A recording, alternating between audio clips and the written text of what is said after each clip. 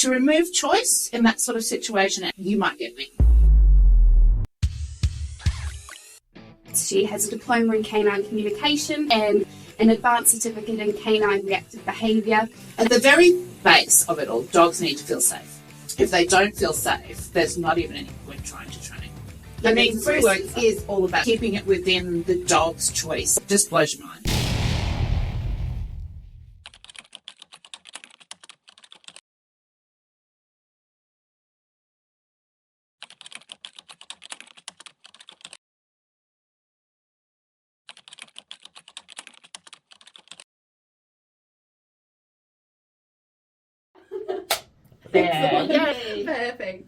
Perfect. Hi everyone, welcome back to the Dog Podcast. My name's Charlotte Bryan, and here today we have got a really exciting episode. So today we're joined here by Jo Burton from Noosa, and we're very excited to have a chat to her.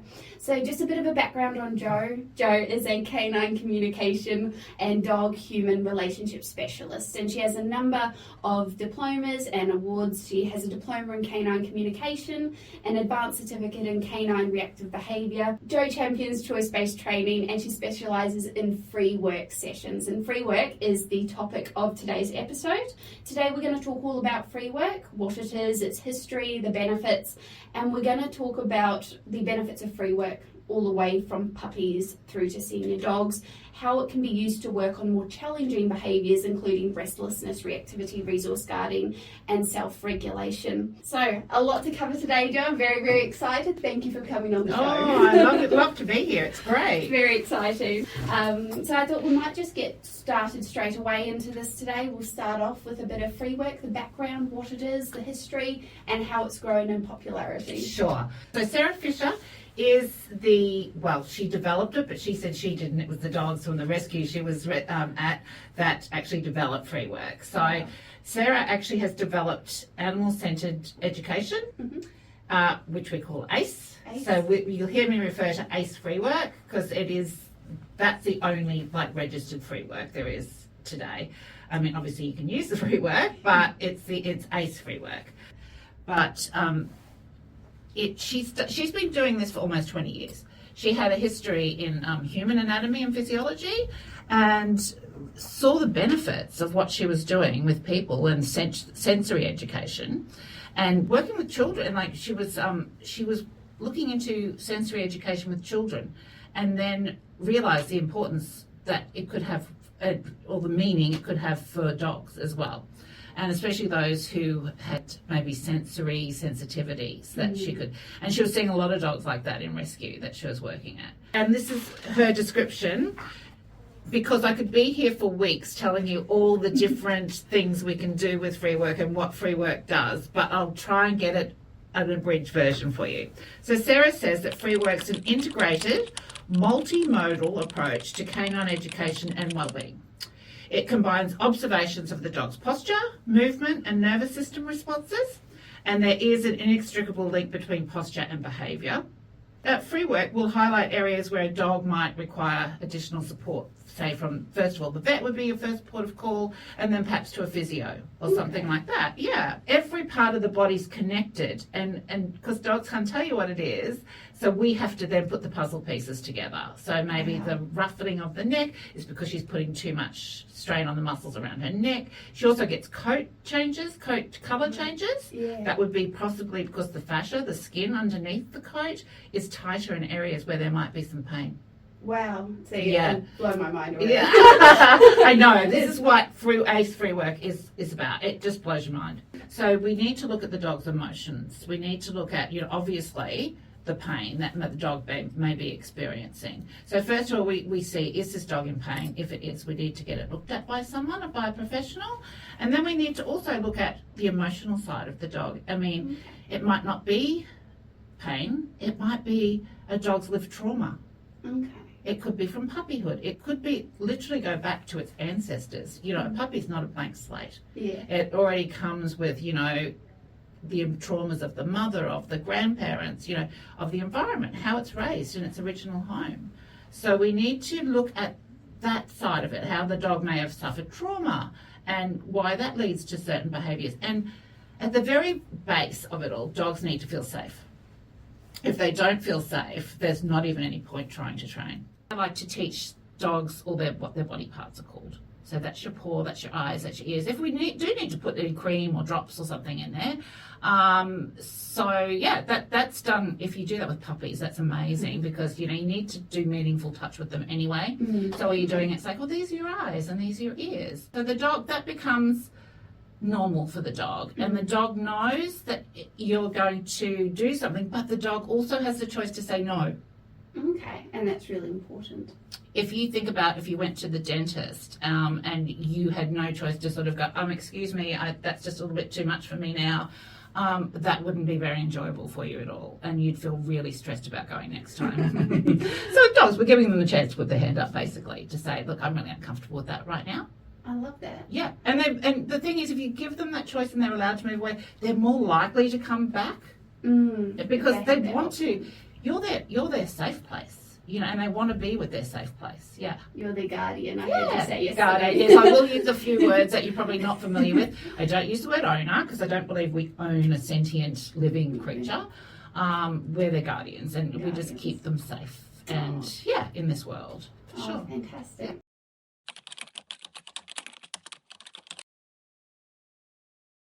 So the ready game, it lets the dog know that something's going to happen. But what would you say if, because we know dogs anticipate, that's how they learn. You do something enough times and they start to anticipate what to do. Sure. What about the dogs, for instance, like you can have, I've seen clients with dogs and they've had a dog that is maybe fearful about going outside, and so each time they say pick up the keys or put their shoes on, the dog starts to anticipate, that gets really nervous. How would you say could the ready game cause a bit of anxiety perhaps if you're letting the dog know that something's about to happen? Is there a chance of that anxiety being created? I don't think so. Not if you're always allowing them the choice to move away from something if you want to. So you're saying something's going to happen, but just because it's going to happen, you don't have to partake in it. You don't, you can move away from that. They just want to, though. They just do because they want to be with you. Excellent. Yeah. Even, and I suppose if you do something in the right way, then they want to do everything almost. Exactly. It's a broad statement. Yeah, but you're right. If you go gently with something, so I wouldn't just take the spray bottle and spray her. I'd say, ready, have the spray bottle there. And then if she's okay with that, that's fine. And then ready, maybe pick the spray bottle up. Give her a chance to get used to the spray bottle being there. And the first time, don't spray her, just spray it on the ground. And she's like, it makes that noise as well. Okay, cool. You don't get closer, you let them come closer to you. Excellent. It's again their choice to come in and receive the treatment. We go to the vets and I ask them, they think I'm nuts. I'll ask them, could you just tell her, are you ready? And they'll say ready, and she kind of looks at them and I'll say, I remember one time she had to have blood taken, so they wanted to do her paw, like here. And I said, you just have to ask her for her paw. And okay, so just paw, and she just didn't move. She had it done, and That's amazing. Because we've prepared her for it and told her that she's always had the option. But there is going to be times that they don't have an option, and you don't want to trick them. No. You just have to, and you wouldn't have free work out for her. And if it was like a serious accident or illness or something, you wouldn't trick them. You'd tell them something's going to happen, but you wouldn't be trying to trick them by saying, you can back out of it, because you just can't. So you wouldn't be using free work in that situation. Okay. Then you can also use the free work structure to then deal with other challenging behaviours. Yeah. You said pain really influences a dog's behaviour. For sure. And so how can we use free work to kind of deal with the dog training side of things as well, the dog behaviour mod? Yeah, so we are trying to go to a less task-orientated approach with dogs and a more emotional and care approach with the dogs. What did you mean by that? So task-focused as in getting the dog to do something. So you mean when we kind of get the dog to do it, we initiate it rather than the dog initiating it? I think we often use a term called capturing with dogs. I think you and I spoke about it. Yeah, we did. Yeah, because that's great. I think it's a move forward for us, I think, with dogs. So we take what the dog offers and then we work with that. And do we still apply the cues at the end of that? You can put words. We call them marker words, I guess. We can put marker words. So instead of teaching and going through all the the traditional ways of teaching a dog for a sit or a down or a heel, they already know how to sit and do a down and how to walk. So what we need to do is capture that, and we can capture that within Freework, in the setting, and say to them, that's a lovely sit. That's a lovely and maybe a treat for that. Yeah. Or that's a lovely down. Excellent. And let them know what they're doing is what it's called.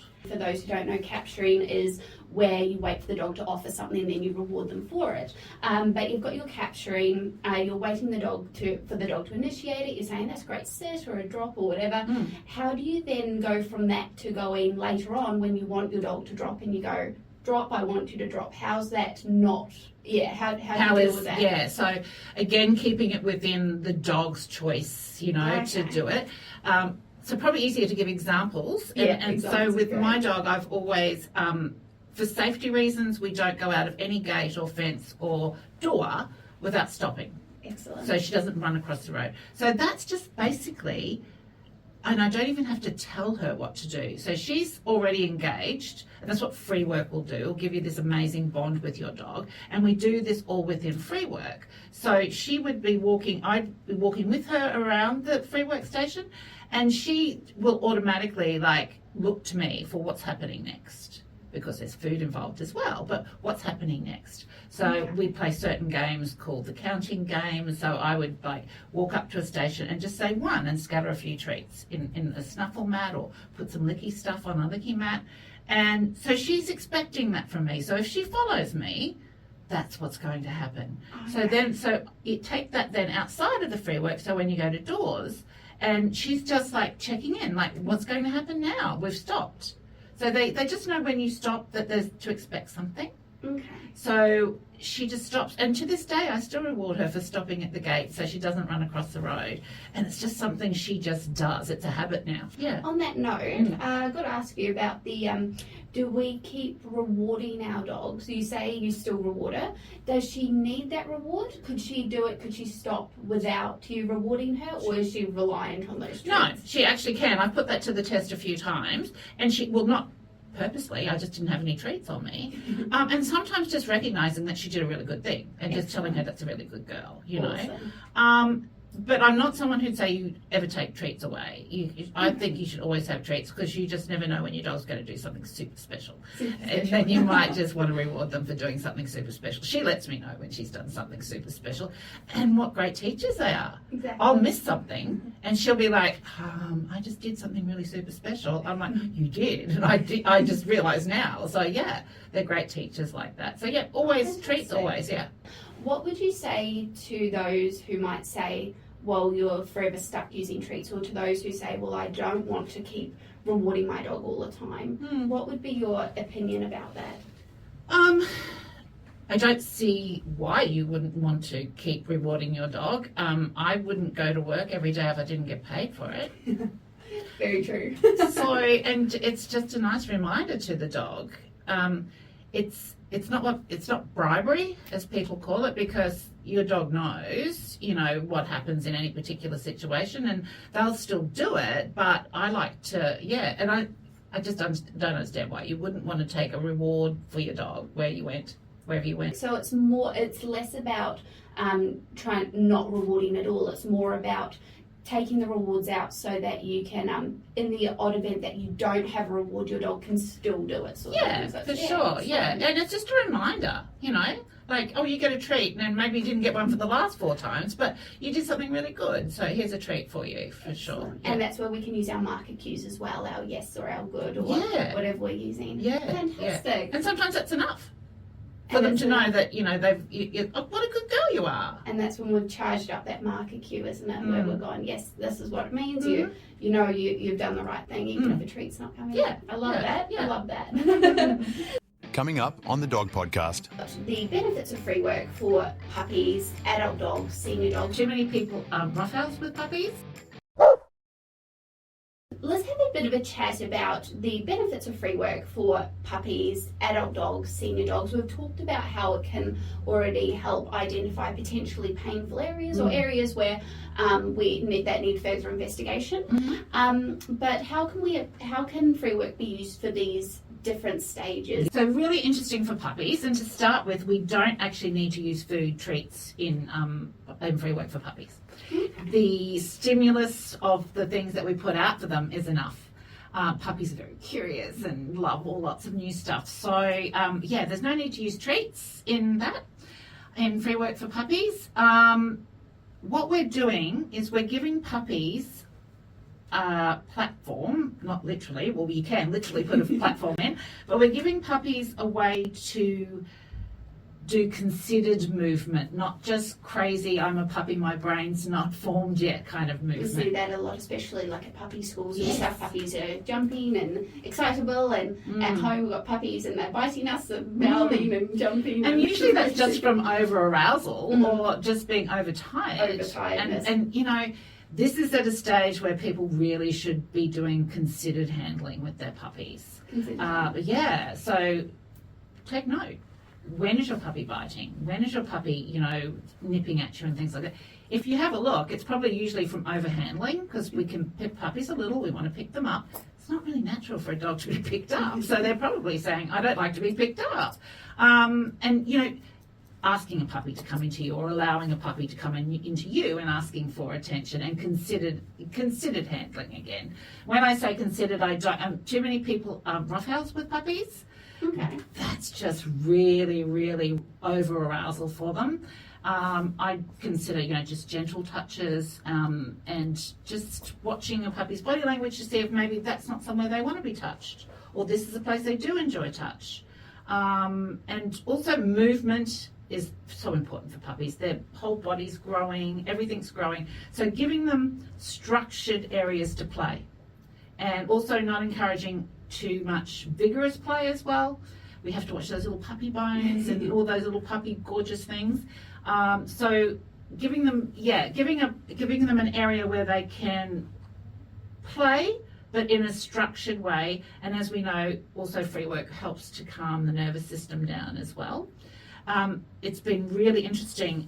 I saw a really interesting video of a lady that was working with a litter of puppies in a rescue situation. And when I do puppy schools, the chaos used to drive me crazy. So I kind of stopped doing that, because it's just puppies falling over each other. It's not really good play. It's just crazy play. But she put these puppies together and put them all in a Freework setting, which we wouldn't do normally with other dogs, because we prefer to do Freework one dog at a time. Excellent. But this was interesting to see how the puppies went from unorganised, tumble round, play fighting and all that sort of stuff, to actually engaging with the environment, which is so much more healthy for them. And did it make it easier, things like the handling of them and all that? And everything. Excellent. Yeah. And Sarah did a bit of it, well, it was an experiment, she didn't mean to, but she took 2 dogs out of a litter of puppies and brought them back to Tilly Farm, where she works, or where she lives, and the rest of them stayed at the rescue. When they went back for, I think it was their second round of shots or something like that, the dogs that she'd had, who were doing Freework on a regular basis, were much calmer. Wow. Their bodies were bigger. Their bone structure was more, was better, put it that way, and they were just healthier dogs. That's fascinating. And their calmness compared to the other dogs was amazing. Wow. So we'll move on to kind of adolescent dogs, adult dogs, and senior dogs, and we'll kind of just have a bit of a chat about how Freework can be used with that as well. I think Freework is just crucial for adolescent dogs.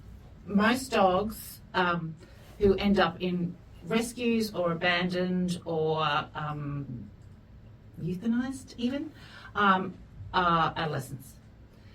It's a tough time for dogs. They're growing, there's hormones going on, and Freework allows them to do all the things we've talked about with Freework, the rest and reset and everything like that. But if we provide things like platforms, climbing platforms and things, that's really essential for adolescent dogs. They need to do that sort of behaviour for their growing body. There's lots of growing pains in adolescent dogs, and especially around their hindquarters. So you will see a lot of adolescent dogs doing that, you know, and that's why they are surrendered or be given away or whatever, because their behaviour, because they're bigger now, and their behaviour will, like things like biting or air snapping or grabbing or mouthing, is seen as aggression now because they're bigger. but it's usually because of the way we are with them. Okay. So they're trying to tell us, my body hurts right now, or I don't like you touching me here. But people don't get that. So it's looked at as aggression, and that's why they're surrendered. So free work really allows the dogs to move those parts of their body, and it's really beneficial for their bodies, because if you look at a lot of adolescent dogs, they've got high this end, short down the front, like cows.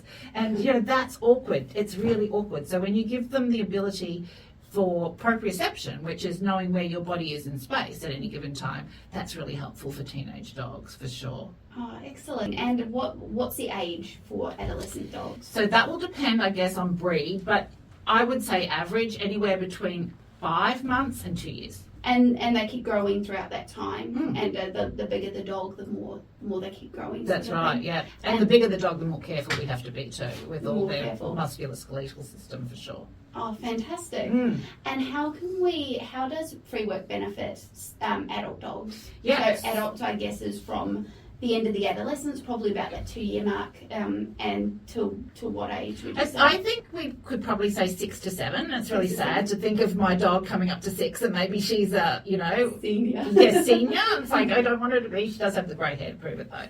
But the best part about, all dogs benefit from free work. It's great, and for all the reasons we've been talking about. But I think particularly for adult dogs, we now may potentially see postural issues that we didn't see earlier because of fizzy adolescence and things like that. So now the dog's body's grown. It's how it's always going to kind of be. Obviously, bar things like arthritis and that. But we may see in adult dogs doing free work some issues that maybe we didn't see as puppies or adolescent dogs, for sure. And apart from kind of the medical side of things, what other benefits could that free work have? I know we talked about calming dogs before walks, especially if you've got like a reactive dog or a fearful dog. But what other benefits can free work do? Is it can we continue to boost their confidence and resilience even after they're out of that puppy stage? For sure. What other benefits do we have? Well, the world's pretty crazy for dogs if you think about it. It's really peoply, and a lot of dogs, adult dogs, still have issues with the world, and free work just gives them that nice peace, that chance to reset. And I think self-regulation is something that I see happen in free work that is just so important. It gives the dog a chance to feel what it's like to be in charge of themselves rather than having to deal with situations all the time. It's like, oh, it feels good to be here, and they would rather choose that feeling. And what is that self-regulation? So I think, again, probably better to give you an example rather than go into all the geeky science side of things. But I had he's a gorgeous big Broodle, and he was quite reactive but as in, we always think reactive as kind of fear, aggression and things like that. This was just a dog who was overwhelmed and overexcited about other dogs. And I decided to bring him home to my place with his guardian, and we did free work in this part for him and free work in that part for my dog. They had nice dogs, by the way, will choose to do free work for about 18 to 20 minutes. Wow. They choose, I've seen it over and over, and it just blows my mind. So after he was finished and let us know that he was finished doing free work, my dog obviously had finished doing free work. She gets it every day. So I was going to do a gentle introduction with swapping them around to each other's free works, but I could see that this was going to be okay. So I just opened the gate between them. At first I let them see each other through the gate, and he was, oh, another dog. This is how I would normally react. But because he'd done the free work and that helped his nervous system sort of calm down, I let my dog through. She couldn't care less about him being there. She just wanted to see if he'd left any food in his free work. So she completely ignored him, which was the best thing that could happen, because he was getting communication from her, and you could see, he was like, I really want to play with this dog, but she doesn't want to play with me. So he would come back to me for safety. Okay. And then you could see him, he'd do that. He kept doing that, coming back, until eventually he could regulate his own emotions around it.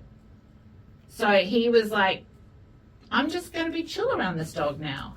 And when I feel like I'm just going to come back to my guardian and just hang out, they were just like within 20 minutes they were lying next to each other. And that's great. Yeah. And we had him at the park yesterday, and he just was like, yep, dogs, whatever, Excellent. within his Freework. It's just about showing them. You don't have to react to it. Yeah, you can control your own emotions. Yeah, Exactly. yeah. Fascinating. And senior dogs. How can we use Freework? So a lot of senior dogs just find it very hard to keep exploring the world, with their nose and with their brain. So Freework allows them to do that in a nice, gentle way. We set up Freework, in different ways for senior dogs. So make it we never make it difficult, but we make it a lot easier for them to keep exploring the world. And with people, because it's not always just their bodies that are declining when they're old. It can be their minds as well. So to give them support with the people that they're familiar with and who they love and who love them, so we can do that with Freework. And we often set up tracks in Freework, because you often see senior dogs are a little bit like ploddy, fall over kind of thing. So that's their proprioception. They're not really aware anymore because all that's fading. It's just all worn out. So to remind them where they are, where their paws are, by putting them along tracks and walk beside them. Again, not on a leash or anything, just have them walking with you at their pace. Reminds them of where their paws are, which is really, really beneficial for them. It just gives them a sense of safety. It takes away that unknown, like I know where my paws are now. And yeah, it's just really lovely for them. And it gives them gentle exercise as well. Gives them gentle and keeps them moving, sort of thing. Yeah, and you can use Freework like as a alongside physio rehabilitation as well for senior dogs. The dogs recovering from injury, operations, yeah. When you say tracks, I'm imagining in my head like Freework stations either side with like a little channel in between. Well, it kind of is. So what we'll do is, so what we would probably use is different substrates, so maybe mats, non-slip mats. Oh, that's something I must always say too. You always need to have Freework in a non-slip flooring area, because it doesn't, that'd be too geeky, but yeah, you need to have a non-slip. But yeah, tracks are just like that, and then maybe over here we have Freework stations either side and at each end. So it'd be, I've even got a little notepad here, but it'd even be kind of like they walk up in the middle. They walk in the middle, yeah, of the mats that we've put out for them. They walk along those, and that helps them walk like this. And my paw goes here, my paw goes here. Fantastic. And it just helps them with balance, with flexibility, with all sorts of movement, yeah. Excellent. And could it be used for kind of blind dogs, deaf dogs as well? Oh, I had a great result with a little deaf guy who just hated everybody outside of home. And you have to be careful. So I put myself behind the pull fencing and set up Freework. We even worked out our own, because he can't hear, our own little signals for our counting game. Like, we're going to do a counting game now. And he'd be, oh, okay, and do that. Helped him calm down, bond with his guardian more. She was just his foster, but yeah, So he came over in small increments. He would come over and sniff my foot. That's another thing we've noticed in Freework. If you've got other people in the area the dog's not familiar with, the dog will come along, scent your foot, go away, do Freework, come back, maybe scent your upper leg kind of, and then maybe scent your trunk. And they can kind of tend to do that every time. So he did that perfectly. He scented my foot when I was a little bit braver, so I didn't want to get bitten. But yes, so I kind of put my leg out. He sniffed that until I could actually come outside of the glass fence, and he just laid at my feet. And that was all just due to Freework and him, yeah, with his having that choice. And is that something then listeners or viewers could use under the guidance of a professional? But could it be something they incorporate if they've got a dog that's perhaps nervous of people coming into their house and strangers and things like that, have like scent work? Absolutely. And we have decided, it's real, actually that's great, I'm glad you brought that up. What we will do with dogs who are really nervous, really anxious, perhaps with new people coming into the home, and say it was someone who's going to need to come into your home on a regular basis, you would get some clothing from that person. Possibly a shirt, possibly some pants and shoes. Put them on a chair, like that's the person, and allow the dog to get the scent from that person before the actual person comes in. Wow. Coming up on the Dog Podcast. How would they go about starting Freework with their dog? Be careful, everybody, be careful that you don't have that in your peanut butter or your yogurt.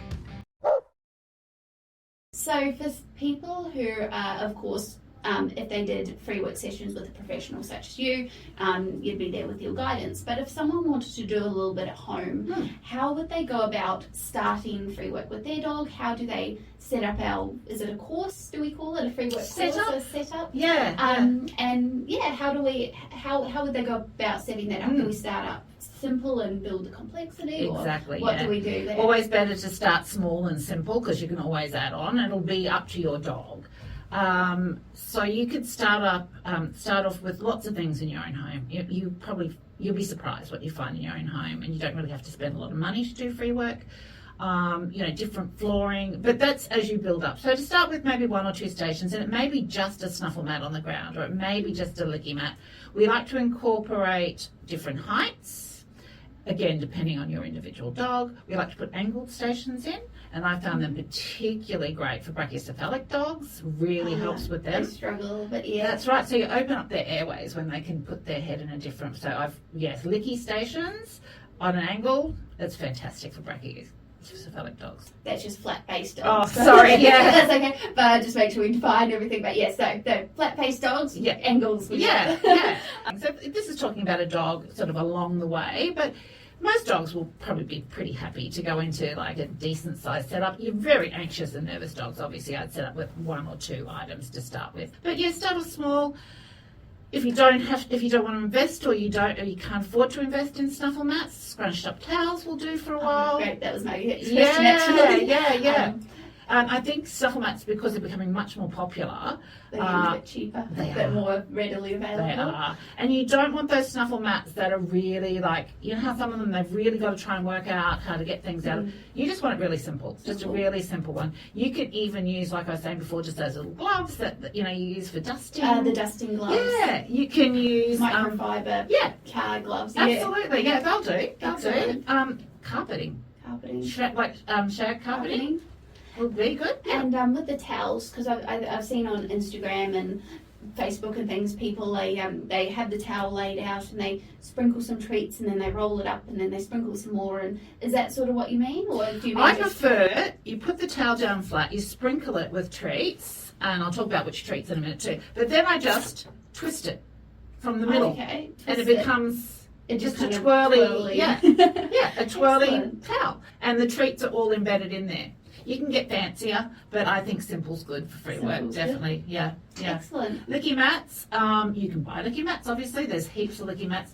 Just be aware you don't want it, again, too hard. And a lot of dogs, when you know the licky mats with lots of little grids in them, and if you put something in, it really gets in there, and you see the dogs try to bite at it to get the food out of. You don't want that in free work, because that's kind of building frustration. Okay. So I actually use the back of those. The flat side of those. Flat side. Yeah. And if you didn't have those, what could you use instead? Look, there's all sorts of things. At the moment, my favourite thing is like one of those, those balls you use in exercise that's just deflated. Like it's got little bumpy things on it. I think they use them for physio and things. The balance cushions. Yeah. So just deflated. That's one of my favourite at the moment. The dogs love it because it sort of has give and take sort of they really love engaging in that. You could use, if you don't have things like that, just plastic containers, just lids, tops of bowls. Oven trays, that sort of thing. Just make sure everything's not going to slip off or move, because you don't want to frighten the dog. So just make sure they're secure. But yeah, you can upturn buckets. Things like that, licky mats, That's great. And so you'd set up just a kind of couple of stations, and what do you just let the dogs kind of... Yeah, so you set it up before they go in. Okay, have it all ready? Yeah. You have 2 water bowls, a non-slippery floor, 1 water bowl raised, 1 low. And when I say raised, if you've got a chihuahua, put it like this high up off the ground. Make it accessible.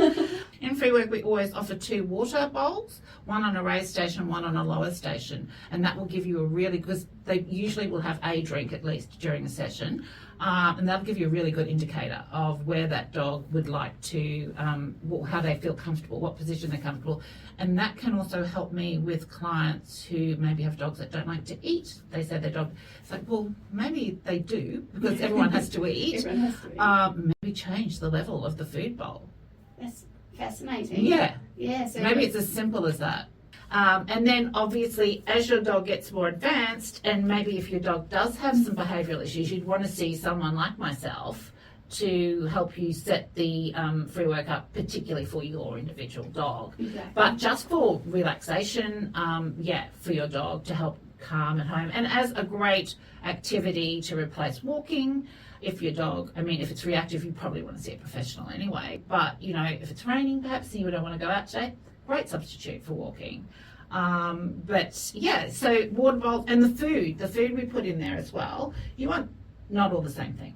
Mm-hmm. You want different textures, you want different sizes, you want different tastes. You can use anything that is dog friendly for your paste. You can use, like for your licky services, peanut butter, wet dog food, cream cheese, yogurt. Make sure it doesn't have xylitol. Yes, some of them do. So stay away from your peanut flavours. butters, don't they? Yes. So be careful, everybody. Be careful that you don't have that in your peanut butter or your yogurts. With your yogurts, probably safer. I'm using coconut yogurt at the moment. It's really nice. You could use those horrible paste that my mum used to put on my sandwiches when I was at school, like it might be fish paste or something like that. Yeah. Just trying to think. Just anything you like. Banana, mashed up banana. Anything your dog likes. Excellent. Really, yeah.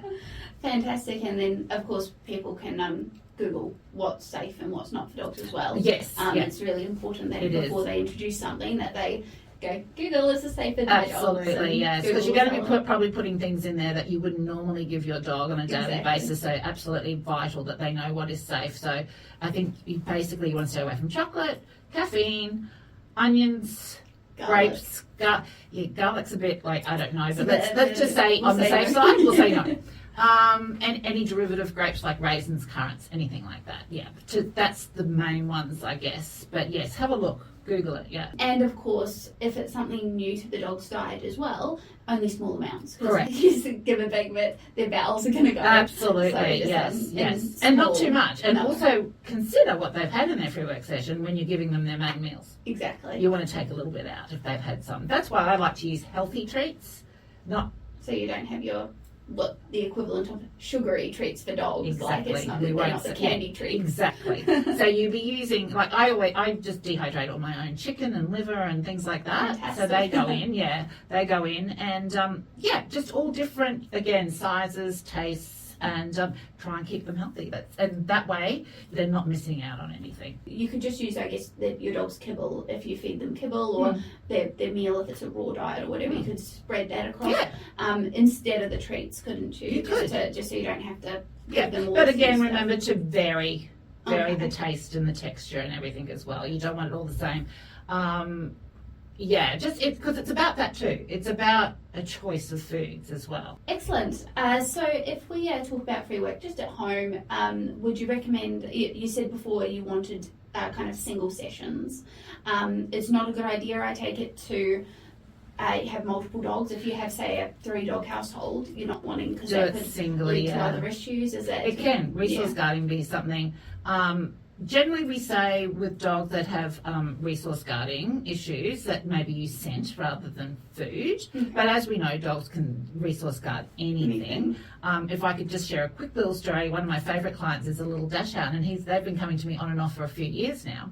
And I didn't realise one of his issues was resource guarding. They never mentioned that to me.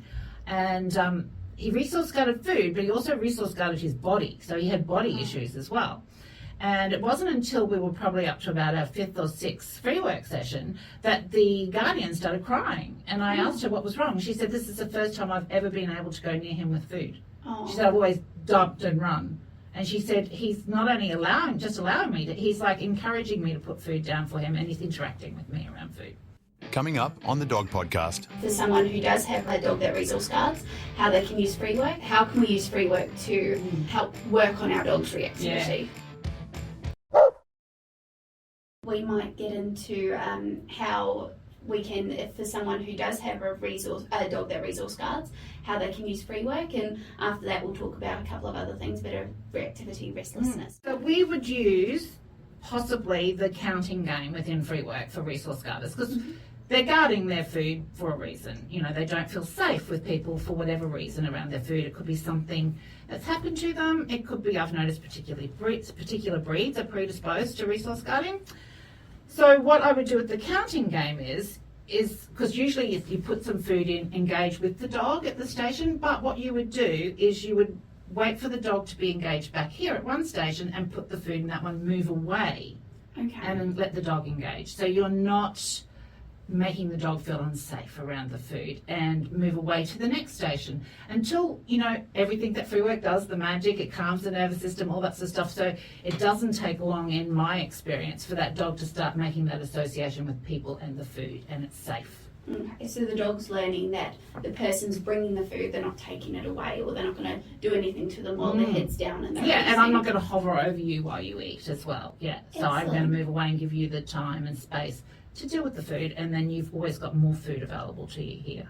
And so how would the whole session kind of work? Would you engage with the dog, and how would we do that? But then we reward the dog in the bowl or the snuffle mat, and then what do we move away and go to the next one? How would that session So work? you'd start off with just the Freework all set up with treats already there. Okay. Bring the dog in and then step away. Let the dog just, as we normally do, let the dog just engage for himself. Just get his seeking system working. And it's not about just eating, by the way. It's about the dog engaging all its senses in Freework, which would take me another whole podcast. But it engages 8 senses. We'll have to have another session. So yes, it engages all their senses. So this dog gets to do that, which will be having a calming effect on that dog. And also see that people can be around, but you don't have to stress. Correct. And then you start engaging with the dog by just maybe waiting while he's engaged with this one. So maybe licking takes a bit longer. So maybe put some licky stuff down, wait for him to be engaged in that, and then you walk over there for a fair distance, I'd say, and let him know, and just say your word, 1, or whatever word you like. We call it the counting game. It's derived from Chirag Patel's counting game. And just 1, or sprinkle a few, because you want time in between each station with a resource garter. Okay. So 1, sprinkle a few, move away, wait for him to be engaged with that, move to the next one. And he's just... I love that. It gives him the choice to have the food without worrying that you're going to be hovering over him or taking his feeling of safety away. Excellent. Yeah. Reactivity, I guess, is my favourite. It's a huge issue that I think a lot of people struggle with. Yeah. Reactivity. How can we use Freework to help work on our dog's reactivity? Yeah. So before I found Freework, I really specialised in reactive dogs. It's my passion. Yeah, the certificate in that, a couple of nice ones actually. I've actually got one that only 3 people in the world hold. Wow. But well, I'm not sure. I haven't checked again. But yes, so there's one here, one in America, and one in the UK. Yeah, and so we now know that between 82 and 85% of dogs who present with reactive behaviour also present with pain, chronic pain. Okay. So that makes sense. If you're in chronic pain, you're going to be grumpy. Absolutely. Because no learning can happen while your dog is in that state in the sympathetic, because it's just that part of your brain's just not working. They're just not thinking. It's just total primal. It's just exactly. And so we couldn't even try to work with our reactive dogs when they're in that state. So first of all, you want to get their brain into the parasympathetic, or the nervous system into the parasympathetic, so they can think about things, and then they can start to learn, and then they can start to enjoy, and then they can start to remember. So all that happens within Freework because it releases all the nice dopamine and things like that. And then I'll give you an example. So I visited one little French bulldog. He was lovely, but the guardian had the fear. The dog had been attacked as a puppy. She was really fearful. So that fear, as we know, goes down that leash, and the dog feels or smells even our apprehension. And when I saw the dog in his Freework, this dog doesn't have any confidence issues. This dog is great. Did notice a few little things, which then she went to the vet with, but that wasn't his issue. His issue was that his guardian was fearful. So we did Freework, and I would never take a dog that was reported as having reactive behaviour straight out into the street. But I saw this dog within his Freework. He was already okay. He had confidence. He did. And Freework's great for building confidence too. So I asked her if she could, the guardian, if she could trail us. Don't come right up to us. So he wasn't getting her feelings. Put him on a harness, long leash, walked out the door, timing perfect. Postman came past who he would normally go off. He looked at him, he looked at me, and we walked on. And she said, but he doesn't even have his hackles up. And then we found a spare block of land across the road, set up some more free work. He was able to deal with dogs walking on the footpath, people on bikes, people on skateboards, people and dogs. He was able to cope with it because we'd helped him to reset and to calm. And I find this a lot with reactive dogs. It really does give them the ability to settle. And then once they're settled, then you can start working with them within the free work because they can start to learn then. And we can switch that brain back on. Exactly. I would always do free work beforehand to help them to calm down, have that control, Yeah. and feel as though they're in control. Absolutely, That's yeah. fascinating. And it works on their nervous system too. It sets, I've got to go geeky a little bit here. It takes their nervous system from the sympathetic to the parasympathetic. So we go from fight, flight, all the F's there, down to the parasympathetic, which is rest and digest. Wow. So we take them from there, we take them into this calmer state. Then I would take them out, and only if you thought they would be okay to go out into the environment, because we don't have to walk our dogs all the time, especially if they find walks super stressful. Okay. Yeah. That's fascinating. In terms of that, taking it from the sympathetic to the parasympathetic, what would happen if, so you drop the dogs, the energy's down, calmness, you take them out on a walk, then say it is reactive dog, they see another dog, and then that sympathetic nervous system just jumps up again. Yeah. Do you have are you saying you need snuffle mats and stuff with you? I just take little ones with me, especially if you know that that's something that could happen. Excellent. You can do your best, but you can't control the dog's environment and what could happen, what's around the corner. So having something like that means safety to them. And it really does help. It really helps them because it helps them to reset, and it takes, because you know how dogs love to do sniffing as a marker to as a sign to other dogs that I just don't want to be involved with you right now. I'm just going to do this instead. So if we give them something that they find that they know, but also the very act of chewing is calming in itself, and sniffing and snuffling and activating the seeking system in the dog is calming in itself. So we're providing all that with a little snuffle mat, or if licking's your dog's preference, a little tiny one. It doesn't have to cost you much. You can take those mitts that you dust the house with, and things. That can be a snuffle mat. Yeah. Excellent. Yeah. A question one might have in terms of taking the snuffle mats and the sensory equipment out on walks with you, would that just be, could some people argue that that's just distracting the dog? Like you're not really working on the behaviour, you're just distracting it, and you're going to have to keep doing that, otherwise. Yeah, absolutely. I see what you're saying there, and I can see why people would think that. The difference with that is we're not saying to the dog, you can't look at your trigger.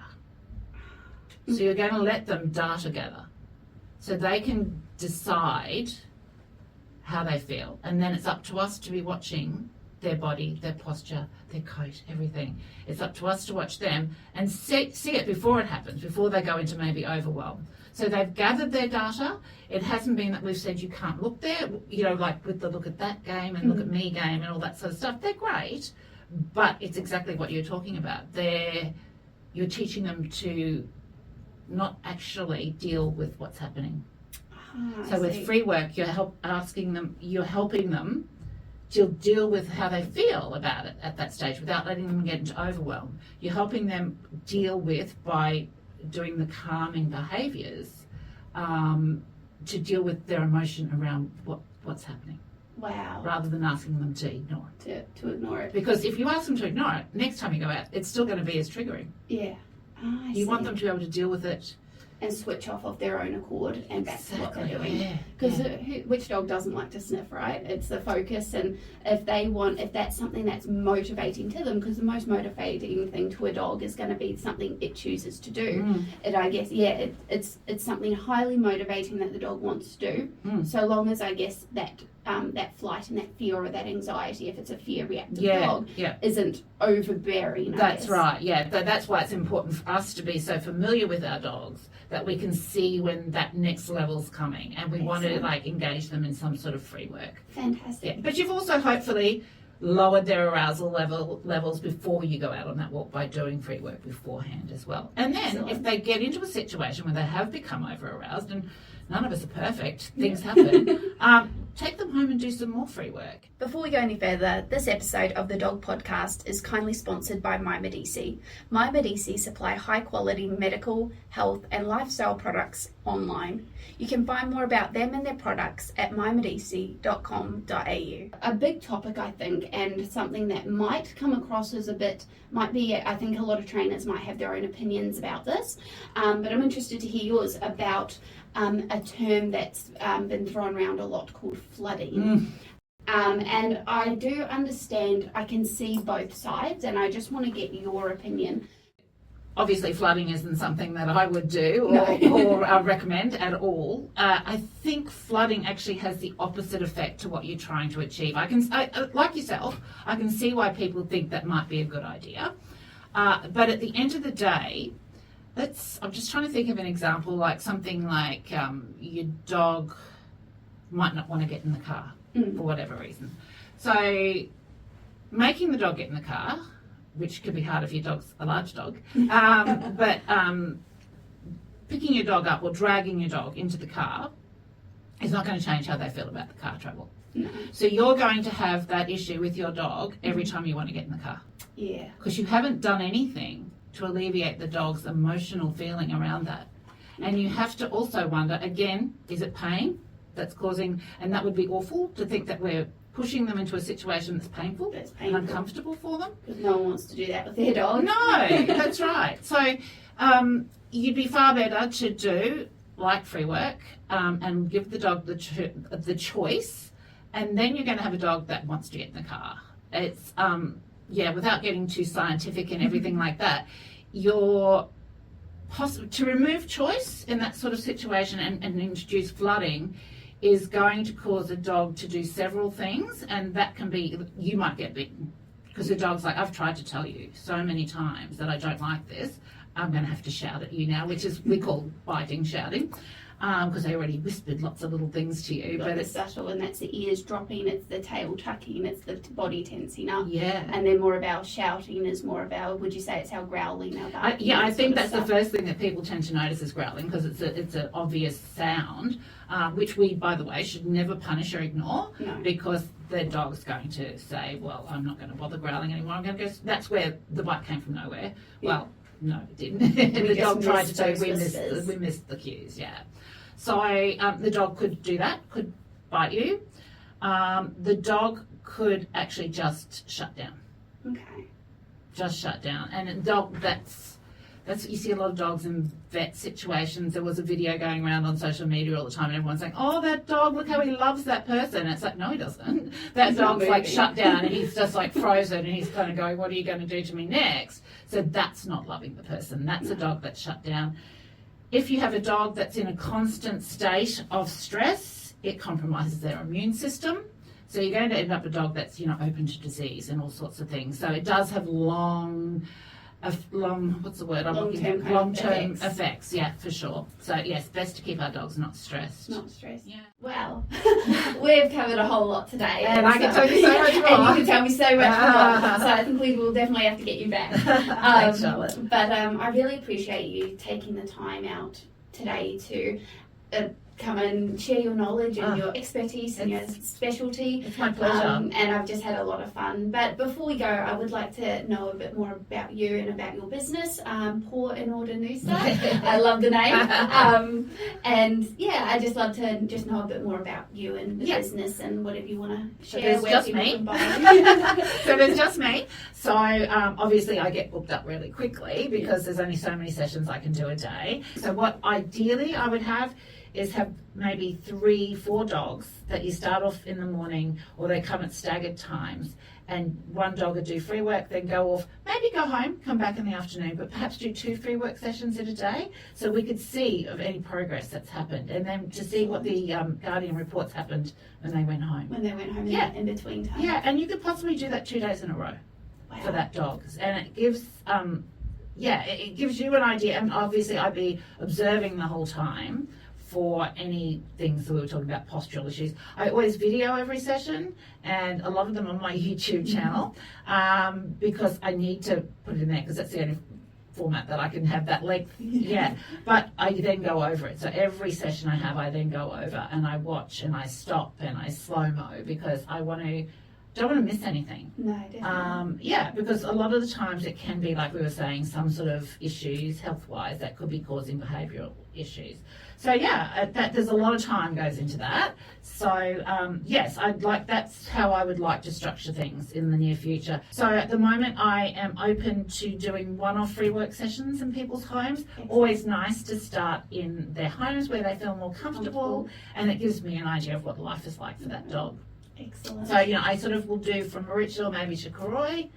I've got a bit of an offer going at the moment on social media that if you join up for my newsletters, you have a chance to win a free work session with me, but you also get a complimentary set of videos that I have on canine body language. Yeah. Oh, excellent. Yeah. So people, that's your start, I think, with all dogs, is to all relationships with dogs, is to know what they're saying. Definitely. That could be another podcast. It could be. But this is a really simple, short videos that are short and to the point, and will show guardians what their dog's trying to say to them.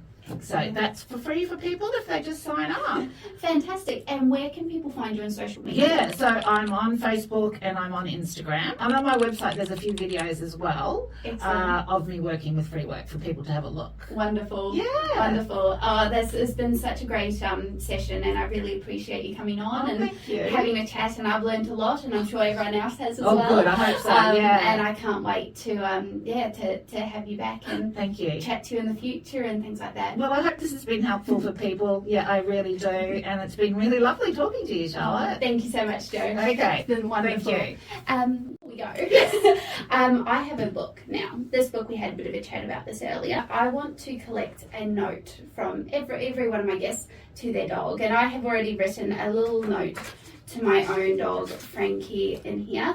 But I think it would be a wonderful way for everyone to come together, because we have our different opinions and things like that, but the common factor is we all love our dogs and we want what's best for them, even if our opinions or our techniques may differ. So I would love you to be the first person. Oh, that would be an honour. Thank you, Charlotte. Just write a little note to your dog. I would love to. Please write here. Please write here. It's all sticky noted. Lovely. Thank you so much, Jo. Thanks, Charlotte. Thank Bye. you. Bye.